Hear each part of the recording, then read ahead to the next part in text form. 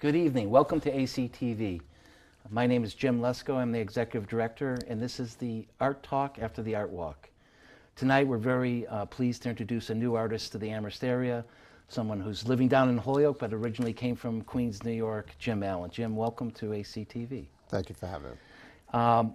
Before we get into your beautiful work and descriptions of how you came about that style and some of the influences in your work, let's hear a little bit about your background. I know you're from Queens, New York originally? Yes, yes.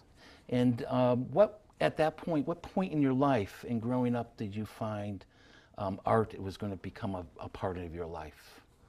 Well, it didn't really start until I moved to Connecticut. And I was introduced to a gentleman named Jonathan Bruce, who was the art director at the Craftery Gallery in Hartford. And he introduced me to a number of African-American artists. And it started from there. And what kind of styles did you start with? Were you drawing initially, or what was your entry point? No, I just fell in love with what they were trying to do, and started trying to put their styles into my work. Okay. Yeah. And you know, I was looking at your style, and I was trying to figure out how you were getting some of those looks. Okay. And through this interview, we'll be putting some of the slides in. But initially, you were telling me that you came upon a special way of addressing that, the background and playing with that. You want to talk a little bit about that process? Yeah, there was an artist friend of mine out of Goshen, Connecticut, Frank Federico.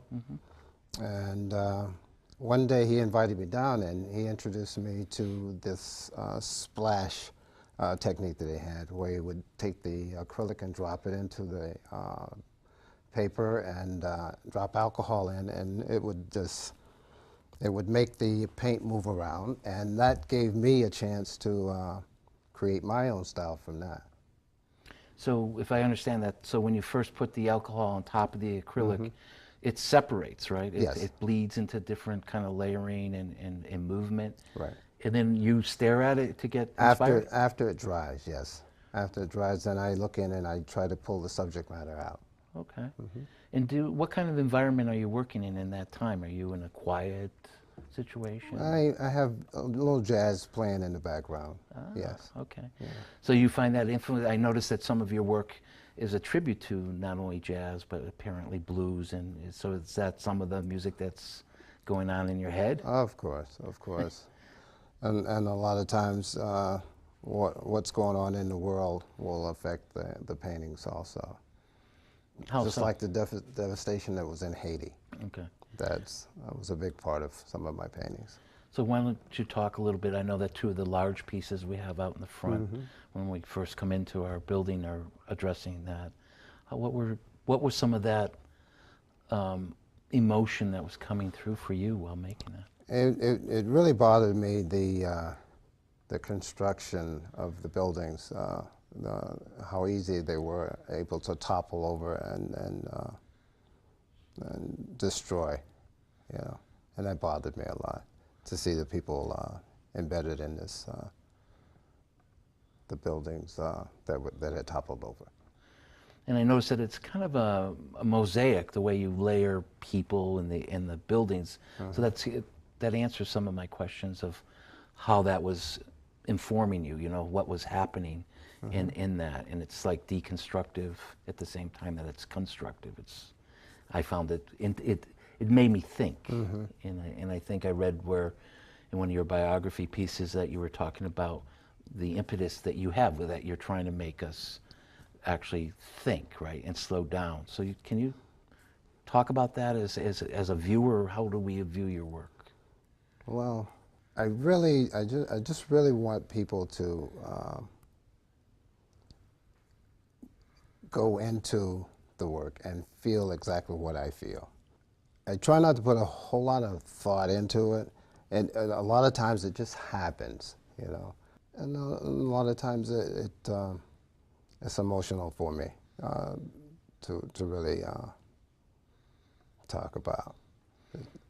Do you ever have a lot of artists that I've talked to talk about the fear of overworking a piece, or when to know when to stop? You know, and have you ever, you know, how do you deal with that sometimes? Do you have to? A lot of times you find yourself going into and trying to go back into and better it in some way, but there are things that will tell you when to stop. Yeah, it's hard, but you do. You have to pull away from it. And that's one of the hardest points, It right? is. When to disengage. And I've known people, artists, that talk about where they walk away from a painting and they won't look at it for weeks or months, or they'll look at it every day but not touch it.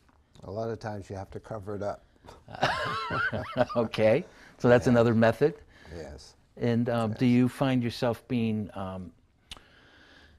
you're talking about using the abstract, right? You're a combination of things in your work. You're expressionistic, but you're abstract at the same time. And it depends on where you're at in the moment, or you're saying you don't deliberately, when you do the work with the oil and the acrylic separating, you're not going into it with any preconceived notion whatsoever? I have no idea how it's going to come out. I just continue to push and pull until I'm satisfied with what image is there, or what angle is there. Yeah. But some of your work is informed by what you would call everyday, mundane, even situations, right? Absolutely. And what is your rationale for capturing those? Well, a lot of people. You have a lot of people that are photographers, and they go out and they capture it with the camera. And for me, it takes a little while for me to do it, but the image is there in the board, and it just comes out, and it is pleasing for me.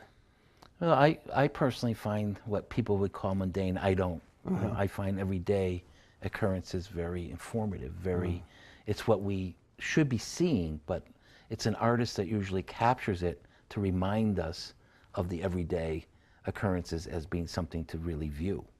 And so I see your work as really celebrating that in a lot of ways.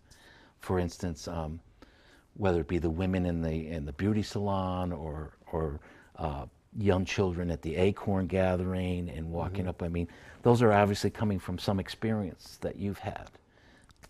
Well, yes, everyday life. Everyday life. Yeah. Now, all right, so acorn gathering, I've never done it. You Well, have? for me, yeah. I've picked acorns. I've done chopping cotton and picking cotton. So I was around people all the time, and just the movements and the pain that they went through, as far as the cotton fields. That was kind of rough for me. I can imagine, yeah. Yeah. And were you much younger man when you were doing that? I'd say 10 or 11. Wow. Yes. And were you down in, was that Texas? That was down south, South. down in North Carolina. Okay. And, you know, of some of your symbolism of within your paintings, the large one that comes to mind in the lobby when you first walk in, do you want to address some of those? I mean, they're very loaded icons. And Yeah, but the paintings that you really don't like to talk about, I'd rather for people to just, you know, take the painting and come up with their own conclusions as to why. Like I say, they're painful to talk about for me. Yeah.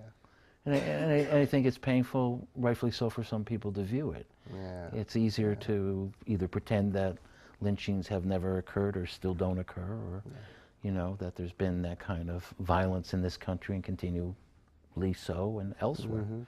So on another note, then, you know, the boxing symbolism. You were talking a little bit about that. You were drawn to boxing as a child with some family influences. Well, my father always had the photograph of Floyd Patterson on the counter. And he would always want us to watch with him. And we did that. And then I'd say after I got to Connecticut, I got to meet Ali for the first time and have photographs of Ali with my daughter that's in college. But that was a big part of my upbringing. Yeah. The boxing. Yeah, I remember I was talking to you about Golden Gloves, and I, coming from a mill town myself, that's where a lot of immigrant groups, still to this day, is their first entry into sports as a way of coming up out of the barrio or the ghetto or the situation of the low income situation. Yes. And I think you see that now in the majority of Latino boxers that are out there. Versus earlier Jewish boxers coming out of New York and the Bronx and Brooklyn. So, I mean, most people probably don't even know, watching this, who Floyd Patterson was, but how important he was to the Afro-American community in the United States before Cassius Clay became Muhammad Ali, which is a lot of politics around that. So, I think that's a hell of a reminder of the reign in many ways. That has different symbolisms. Yeah. So anything else you'd like to tell me about your work, or, who else influenced you, or? Well, there are several artists. Thanks to the Craftery Gallery in Hartford, it's no longer in operation, but they brought a lot of African American artists in, and I met a lot of them through there. Fioris West is one. John Biggers is one. Paul Goodnight, which some of his work is shown on the show of Fresh Prince of Bel-Air. Yeah, and so that was a good thing for me to meet them. That was nice. Now, you've also shown around the valley quite a bit too, haven't you? Just a little. A little bit. Yeah. You give a shout out to anybody in Springfield? Well, the gallery on Main Street in East Hartford. Okay. That's a place that I'm showing at right now. Okay. Yeah.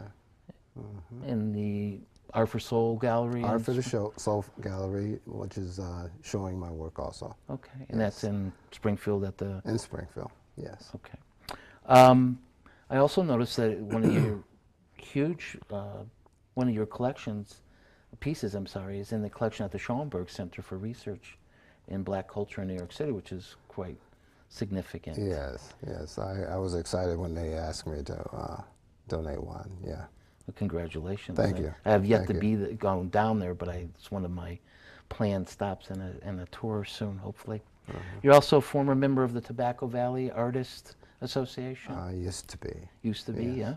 And Copley Art Society in Boston? Used to be. Okay, and you've received development grant money from the Mass Cultural Center, yes, Council, I mean, and all that, right? Yes. So I'm going to do is turn this over to our studio audience in a couple of seconds, okay, and then see if they have any questions for you that I might have missed, or they might want to follow up on something you said. Or okay. So I think we're going to turn up the studio lights in a minute and take some questions. I was just curious what advice you would give to a person who is thinking of becoming an artist and developing their artistic talent. Well, for one thing, have a good job behind you. That would be one. But if you're pursuing art, like the gentleman here was asking me questions about my art, that made me really feel good when you asked me about it. Continue to do it and get some schooling behind you. And like I said, have a job also. That you're going to need that. It's kind of tough for artists right now. Yeah. Thank you. Well, one of the things Jim told me earlier was that you mentioned that you volunteered at a framing shop at one point in your life. Yes. Right? Do you yes. remember? I walked into a frame shop in Houston, Texas, and I needed something framed. And I could tell the gentleman needed some help, so I offered my work. I offered myself to him to just to learn the trade. And once I learned, I opened my own frame shop and gallery in Windsor, Connecticut. Afterwards.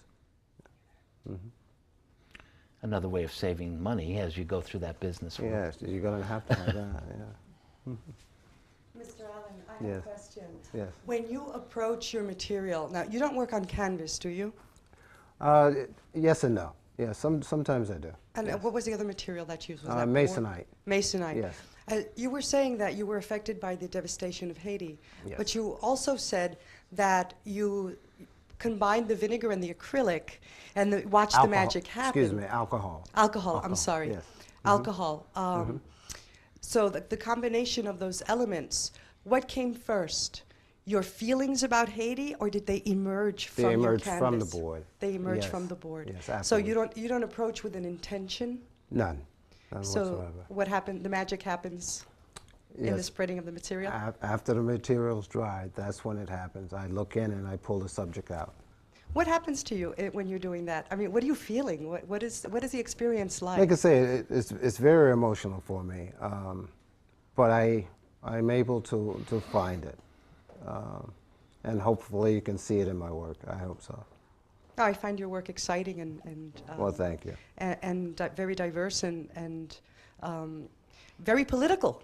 Would you mind speaking a little bit about your politics in terms of your work? I have no politics in it. I'm very surprised to hear that, given the content of some of the work. Oh, jeez. Well, thank So you. it's not a conscious response, but it just is there? Yes, Okay.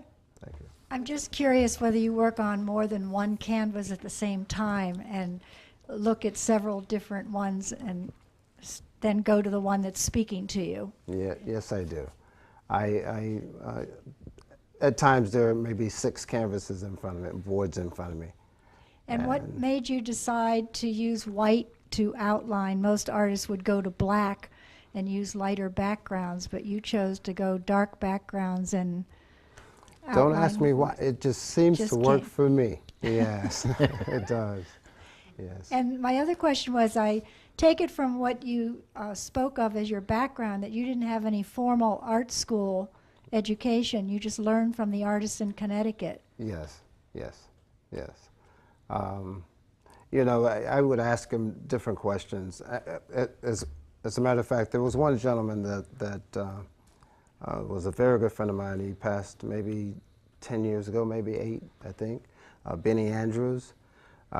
He would invite me down to his studio, and I would just watch him, and he was having so much fun, and I just fell in love with it. Yeah, yeah, and just continued to do it from that. Yeah. It's great. Thank you. You do wonderful work for the lack of any technical training. Thank you. Thank you. Anybody else? No? Okay. Well, thank you very much for your participation as an audience and for coming out tonight and being a part of our art walk. And Jim, I just want to say again that we really appreciate you sharing your work with us up here at ACTV. And it will be up through August. And perhaps we can have a little party with some music and another time in August and have people come back through and try to do another showing to try to. It's summertime is always a problem, but I think if we work at it, I think we'll get some people in here. Well, more I hope people. so. But this show will be showing and your work will be seen by a lot of people. So Wow. we really appreciate that and thank you so much Thank for you so coming up. much. Thank I you. want to thank everyone for joining us and please remember to support the Amherst Art Walk every first Thursday of the month. This is ACTV thanking you and come on back and join us again.